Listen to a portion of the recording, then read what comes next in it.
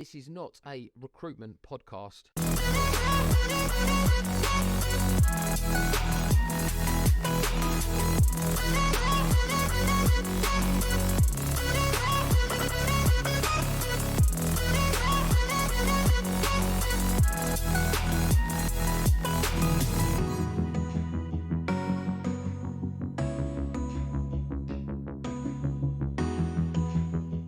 Welcome back to another episode of Powered by People. We are joined by William Brewer, Talent Strategy Director at the Rec Hub, and Dee Janssens, VP of People at Wheelie. We'll let Dee introduce herself, as you know who me and Bill are.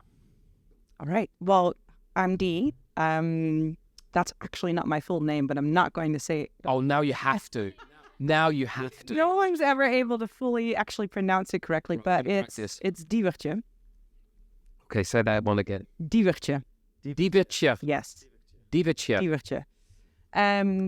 Where is the origination of? It's a Frisian name, actually. So I'm Dutch. I'm from the Netherlands. I don't have any relation to the Frisians, but my parents thought it was a great name, or I think my dad thought it was a great name. Fantastic. Diewertje. When did it become D? I moved to the US when I was 20, and people cannot pronounce my name, so that's when it became D. So I've been this for quite some time. Okay. Yeah. Fair. Yeah, so I'm from the Netherlands. I moved to London 5.5 months ago to take on the job that I have now at Wheelie. And, Finding London. It's growing on me. It's As is not the gonna lie, price. it's never been my absolute favorite place. I've never actually saw myself living here, but when I got the opportunity, might as well just give it a chance. If it doesn't work out, I'll be home in 45 minutes. Yeah, exactly. It's a really short flight. And now, so you're now at Wheelie in London, but we're going to talk a little bit about some of the differences that you've experienced over your career working with US-based companies and the mindset, mentality, and potential infrastructure in comparison to sort of more European-based companies, right? Yes. So you've worked with Netflix and Uber. What are they the two main companies that you've sort of gained your experience from the US side of things? Yes, they cover more than half of my career. Okay, awesome. Yeah. And what was you doing for those companies? When I joined Uber, I joined them in the people operations team. So they were expanding across Europe quite rapidly, and they needed someone to help that expansion into the countries, Okay. which is, though I spent most of my 2 years there on making sure to facilitate that and coordinate it. Awesome. That's pretty exciting. It was really exciting. The growth was absolutely insane. The pace was insane. I think in those 2 years that I've been with Uber, I probably learned more than anyone would have gotten the opportunity to learn if you go to a maybe more mature company. Yeah. For at least 5 to 6 years. We count them in dog years, basically. Yeah. That's really aggressive, yeah. So when you joined Uber, they had no real European presence. They had in a few markets, the main markets that they launched in EMEA London, the Netherlands, I think it was Germany, Spain, the bigger ones, made the usual suspects. But they were obviously very aggressively expanding into basically every country around. So they would set up local operations teams and marketing teams in each capital. Okay. And no company can, from a legal perspective, grow that quickly as an employer. You have to register yourself everywhere. Yeah. So they expand it through employer of record status. So they work with the company who facilitates it, and then in the back end, you get to try to see that work in place. But it can take months and even years in some countries to get these places. No, and it also includes set up benefits programs for every single country that you launch because you want to offer them something similar. So quick question, because EOR is like a rapidly rising market, and lots of companies. We're seeing lots of new companies come up in this sort of area. Were you using them yourself? Was that something that you were setting up? Who's your favourite EOR company during that time?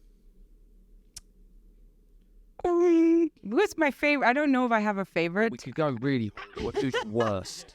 I worked with a few of them. I worked with Remote. I worked with Deal. I worked with Safeguard. Deal just got another round of funding, I think. Yes. I think Deal was probably the easiest to work with, and that's because their technology was quite advanced in compared to some others.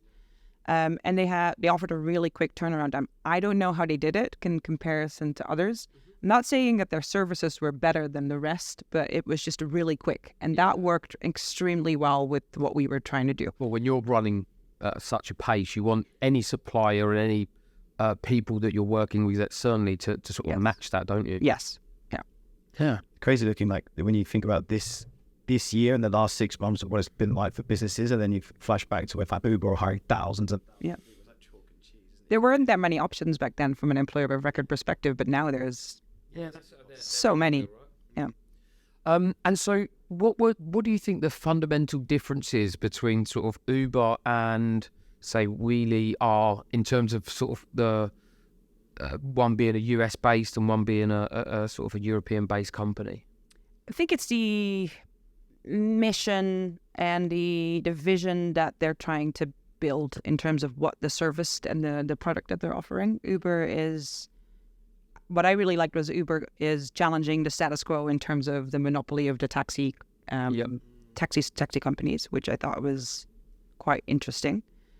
And they also did it. Like, they disrupted the entire industry, which I thought was really fun. But the way they went about it was obviously not necessarily appreciated. Yes, and I think it's wouldn't be too happy with. I think it was the only way to do it, but it was quite aggressive, and it came in with quite I think a Silicon Valley startup perspective that I think especially EMEA in that respect really was not ready for, and they really did not know how to adapt as quickly as possible to handle the rise of such a company.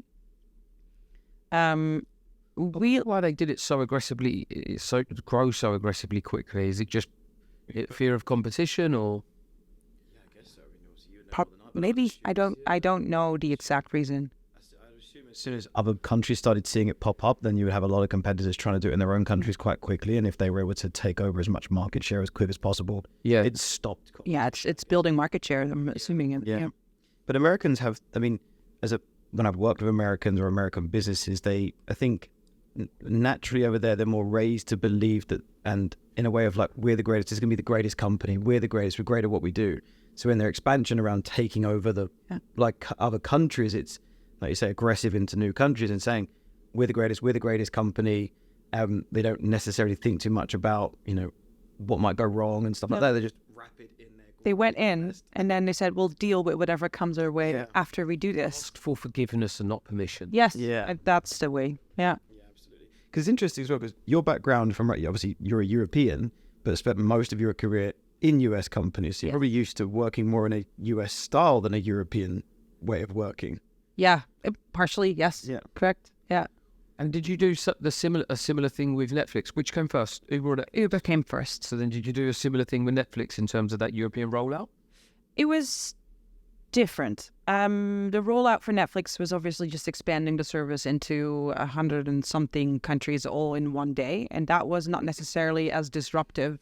Because you don't necessarily need local operations for streaming. No, you don't. Because it was all streamed from the US. You just expand and give access and get onto the network to get it up and running. I think in that respect, the expansion came from moving into EMEA, also in Asia Pacific, becoming a more regional company with a better focus on content produced in the regions instead of it all being English language from the US. Okay, yeah.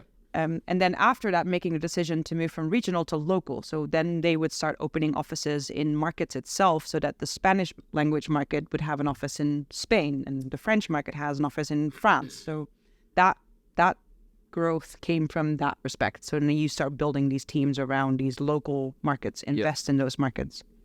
And, more customer success driven rather than operational, right? Yes. Yeah. Yeah, that's interesting. So how's that going from Netflix, Uber, and now in that environment, which is a different mindset, right, I guess? I actually really like it. The reason that I am where I am today is because Wheelie in itself has been around for a little while. So it's a little bit more mature, a little bit more stable. It has done some of these things before. They worked out really well. They know what they're doing. Yeah. The business model works. And that, for me, I think after many, many years in hypergrowth stage, is nice to be able to work with something that already exists and then turn it into something new for the next phase, rather than building it from the ground up and see where it ends. Makes sense. That's just it's doing the whole building from scratch is quite tiring. It is quite tiring. It's really fun, but you also always are putting out fires Consistently. Yes. Yeah. And you must have seen quite a lot of burnout, in those businesses where you're growing at such a rapid rate. People are like trying to stay on that journey and keep up that pace, but not everyone is going to make that. And I suppose being now in a more mature organisation, you get to think a little bit further ahead. When you're running at such a pace, you can barely look at your feet where where your next step is. Whereas when you get a minute, you're in a more mature organisation, you get to look a little bit further ahead and actually start the things that you'll be working on, and the challenges are going to be completely different, right?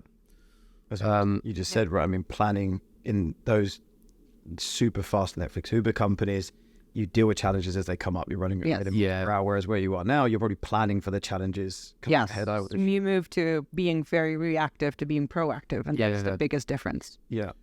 What do you think the next challenges for you at Wheelie are? The next challenge for me at Wheelie is it's becoming more international, and there is plans for expansion. And I think potentially moving that to the US could be interesting. There's got to be a huge market for it there. I think we all believe so, yes. But I think it's making sure that we're ready to go based on the learnings and the lessons that we've learned from here. So where's your main markets now? London, Paris, and Dubai. Okay. Paris, that's interesting. Yep. When I've had a taxi in Paris, it's incredibly difficult to get around in a car in Paris. That's exactly what I was thinking. Are they more like luxury motorcycles? That's Bangkok. Yeah. But yeah, you can 100% see that if it works in London and Dubai, New York would be I would imagine a no-brainer. If they're all relatively similar, you see lots of the luxury sort of service operating businesses that choose those three places to sort of set up. Yep. Makes sense. I think then like a lot of the large cities around the US are going to be primed for something like Wheelie, though. There's a lot of wealth in America, isn't there? Yeah, yes. I think so, right? I suppose we should probably say what Wheelie is. But to give a description of... Yeah, we're talking about it as if everyone knows it, but it's maybe not. We could use it. This we're not getting paid for this, guys. Yeah. We'll talk about sponsorship afterwards. Yeah, so Wheelie is a luxury services company, on demand mostly. We have luxury chauffeuring services. We have luxury concierge services to basically give people their time back by ordering or having someone to take care of either you, your family members, or any errands that you might need to run. Uber on steroids. Uber on steroids. With Uber for the high end. Uber for the rich. Yeah. It's like, what's the one that they put at the top of when you're going to order Uber now? Uber exec. But like times 10 now. Yeah, absolutely. But isn't it in Uber in Dubai has like helicopters and stuff now as well? Yeah. They do. Yeah. We have private jets. Is that something on the Wheelie plan to go to the helicopter space? I mean, luxury services can extend to a lot. Yeah. But I don't know what the next option is that we're going to explore yet. Or if I would know, I wouldn't tell you either. Yeah, no, fair enough. We're releasing on the Powered by People podcast. I was going to say, the big topic of today was US versus European style companies. You've worked obviously in both of them. A lot of the listeners that we have are working in the TA space or going into these sorts of companies. Is there any advice that you would give for people as to what to expect if they've never worked in a US company before? They've never worked with a big tech company. They've only worked with European companies. What sort of advice would you have for them? What to kind of expect? Is there large differences that they should be knowing of? Or I think the biggest difference comes from the fact that there's a lot of very strict regulation in our region when it comes to being an employer and how you should behave as an employer. And in the US, that is the opposite. Yeah. There's basically none. There's basically none. It's all up to the discretion of the company. There is some really great companies who've obviously brought up these policies, if you want to call them, around what they want to offer their employees. Yeah. But if they're new to the game and they don't know what that's like here, that is the challenge sometimes.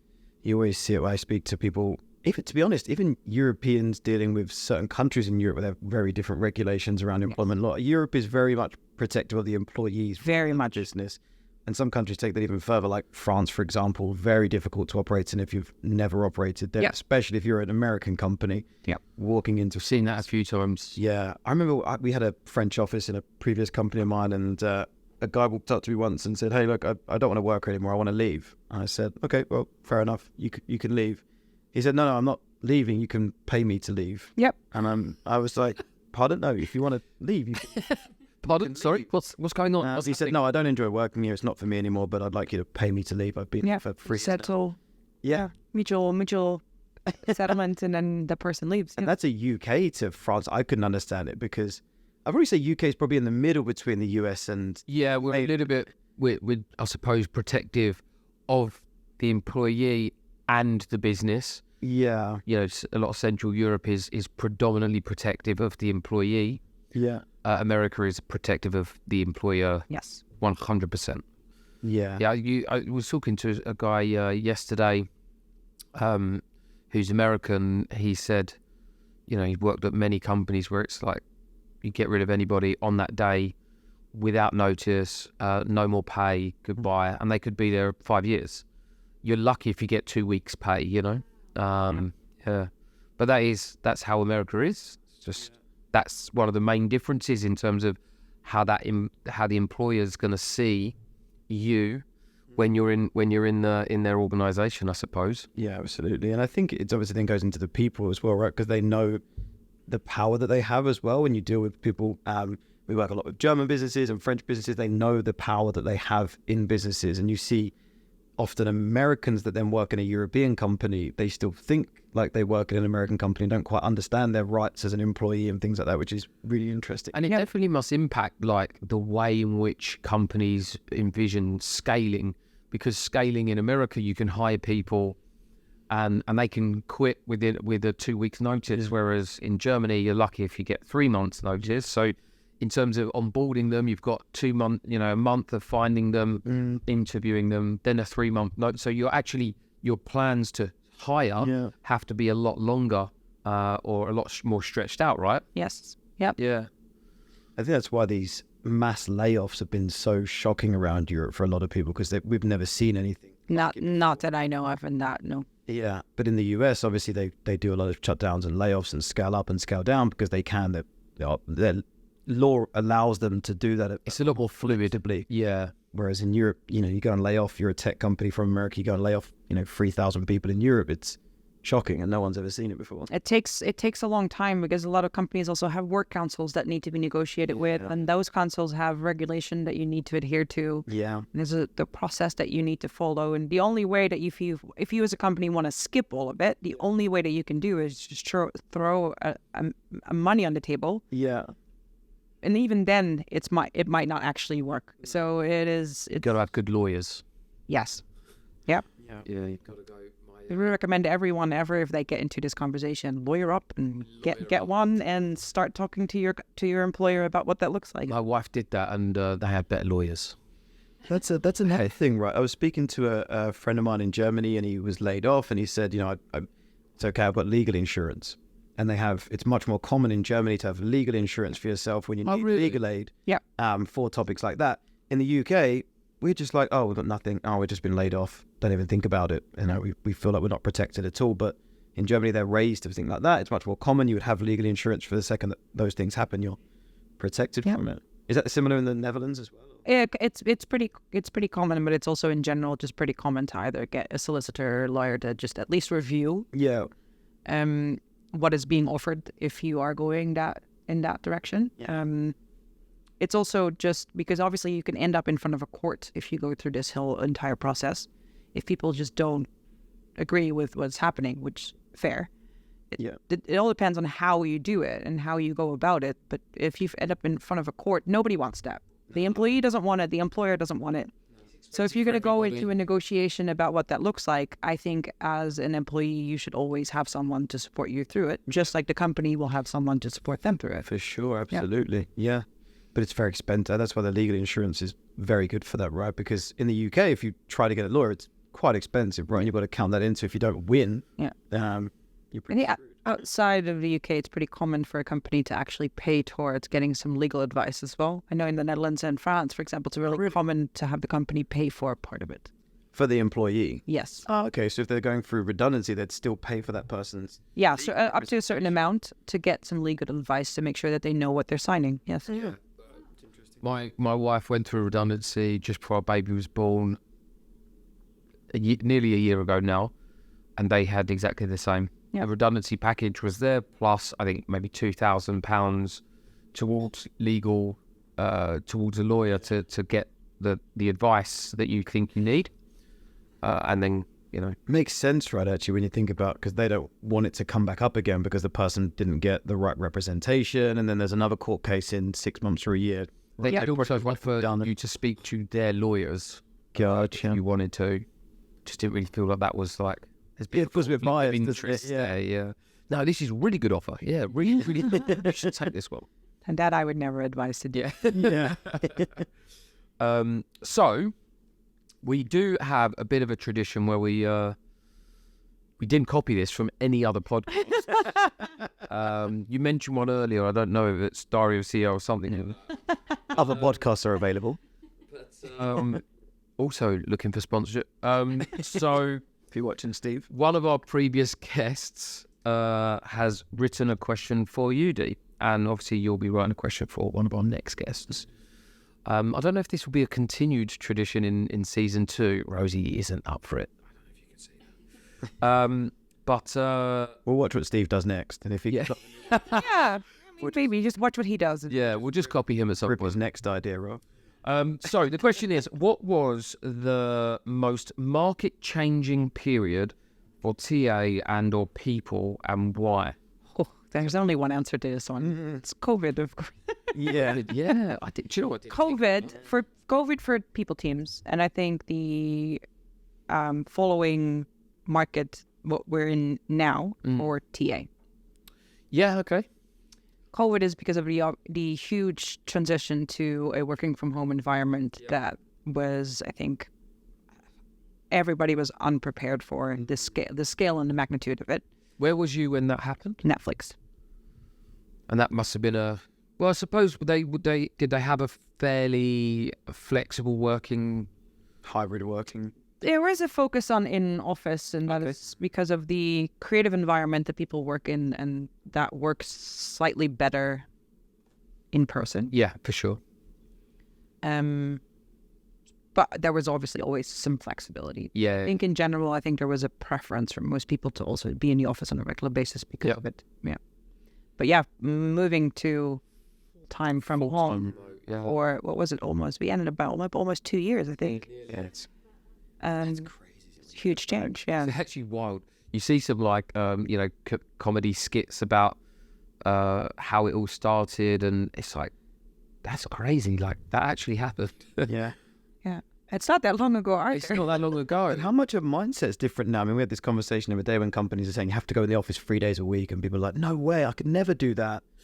But like 3 years ago, it was 5 days a week in an office. Yeah. Most companies. And now if you say, I want you in the office of any stretch of time, it's like, well, pay me more for that. Yeah. Or pay my travel. Zoom did it as well, right? Zoom just announced that, is it the 50-mile radius of their office that the company... Zoom. Of all companies. Of all companies. Miles, you've got to be in the office. Yeah, if only they had, Zoom. Yeah, if only they had a technology that helps them work remote, could be good for their business. I'd say... But wait, so everybody who lives in a 50-mile radius has to come back into the office? Has to be in the office 3 days a week. And everyone who lives outside of that doesn't have to? 5 miles? No. I would move in a heartbeat. Yeah, just jump. Yeah. a mile down the road. Yeah. Yeah, that's what they're saying. Like real estate companies target Zoom employees. Really unfair way of doing things. Yeah, it's crazy, right? I mean, I guess they've got to have some sort of line. So if that's what they're going to do, there has to be. But some I'd want to understand How is that the reasoning. equitable? I don't get it. No, Yeah, there is. seems. But I mean, it just seems. But what's the reasoning? Like, why? Just because you're sick of paying for an office a big long as well, isn't it? 50 miles doesn't always represent travel time as well, right? You could be 25 miles, but if you live in a city, it'd take you a lot longer to get somewhere than someone that lives true. miles away. So I don't think like how far away you are from an office, at least with Tesla or someone, they didn't even hire it. They just said, quit your job or move close to the office. Like they didn't, they said, everyone's got to come. You know what also comes into play here is that people, I don't know where their office is based. I'm assuming it's California. Zoom? Yeah, I think it is. Yeah. Just that was The ones who live farther away from the office probably usually make less money because they can't afford to live in that very central area that their office is in. Yeah. So you end up with being your highest paid, most senior individuals in the office, and the ones that are doing the operational work can't come in because they live too far or not expected to come in. That makes doesn't make sense. no sense to me. Doesn't make sense. Yeah. Like if you was to say we need X type of person for collaboration purposes, you know, we want all designers in, or we want, you know, it's engineering teams, product managers, engineering. I don't mind because they do a lot of deep work, so they can stay at home. But marketing teams and any collaborational based teams get dragged back into the office now, don't they? But I say dragged in. I don't think it's a bad thing if that's what you want to do. But a lot of people feel like they're being dragged into an office, don't they? So yeah, that's crazy. That's insane. I have no idea. I can't get my head around why they would have. I can't wrap my head around that either. I see a lot of companies now say like director level need to be in 4 days a week if you're this level, which kind of goes back to your point about salary and higher earners. They can afford more to commute in and travel a bit more. So I've seen companies start to do that a lot more. But I mean, it is going that way now. A lot of companies are saying that. What's the policies at Wheelie? We are an in-office culture, but we set that expectation during interviewing, and that's big. It's almost like when companies are providing a fully, you know, an office-based environment, and we want you in 5 days a week. You seem like many people are like in defense of why that's, but that's fine. I think it's fine too, but it's also if you set the expectations that that's what you expect. You don't have to have that conversation. If it doesn't work for someone, fine. That's fine. That's fine. Yeah, absolutely. Also, 5 days doesn't necessarily need it to be. It's a very flexible approach, but we build an offline service, and if you build an offline service, I think the mixture of building that online seems a bit off. Yeah, that makes sense. But the combination of it being a tech company as well, so it does allow for a lot of online flexibility. And we are dispersed, so we're in multiple countries. So there is obviously always an element of online or digital connection. Post-pandemic, was it quite quick that Willie said, right, we're all back into the office now? Or I believe so, yes. Because that, I think, is a really important thing. I see the companies that struggle, the pandemic finished, I say finished, but slowed down and people could go back into an office. And then they spent a year to 18 months figuring out what they were going to do with the working policy and hired a lot of people in that time. As far as I know, I wasn't here when that happened, but as far as I know, they went back in quite quickly. Which I think is a really good decisive thing to do and saying this is big. Because then you don't hire a lot of people with the wrong expectations. That's it. You know, if you wait 2 years and you're hiring lots of people with this flexible working environment and then flip, you're going to have which is actually a huge chunk. Which is where then I think it becomes unfair. I think it's absolutely fair for a company to set whichever expectation they've got around in-office, home office, whatever it is.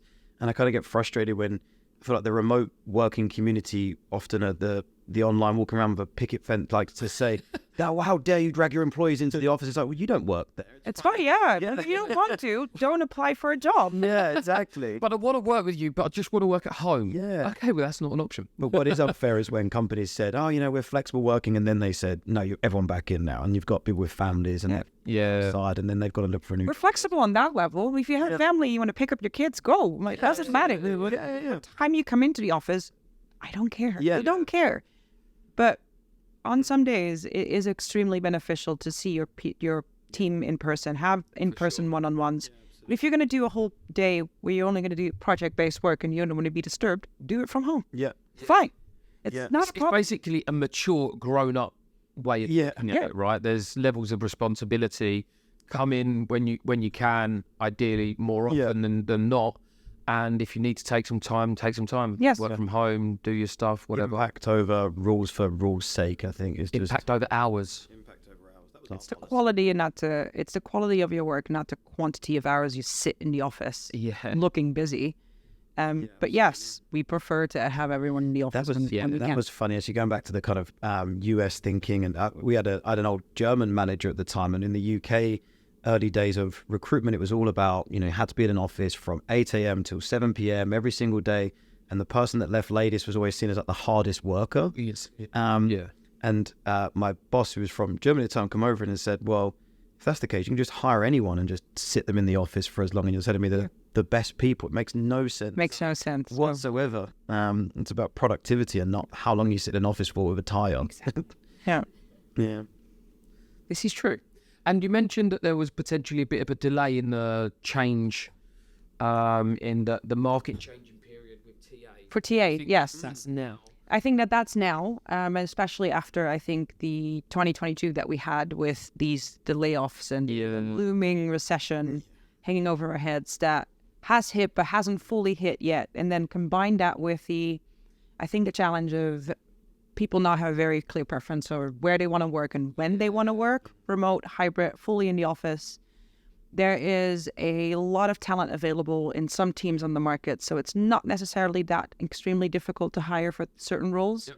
But then there's other roles, mostly highly technical, that are very complicated, that are very difficult to hire for because there isn't that much. So you're all going to war over the same talent.